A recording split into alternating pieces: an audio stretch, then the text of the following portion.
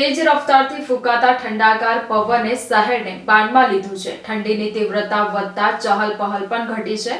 ઉત્તર ભારતના પહાડી વિસ્તારમાં થઈ રહેલી હિમવર્ષાના કારણે ઉત્તરીય પવન ફૂંકાવાના શરૂ થતાં જ શહેરમાં ઠંડીની તીવ્રતામાં વધારો નોંધાયો છે। છેલ્લા 2 દિવસથી તાપમાનનો પારો 15 ડિગ્રી ઉપર સ્થિર રહ્યો છે। જો કે તેજ પવને ઝડપે ફૂંકાતા પવનના કારણે ઠંડીની તીવ્રતામાં વધારો નોંધાતા નગરજનોને દિવસે પણ ગરમ વસ્ત્રો પહેરીને બહાર નીકળવાની ફરજ પડી રહી છે।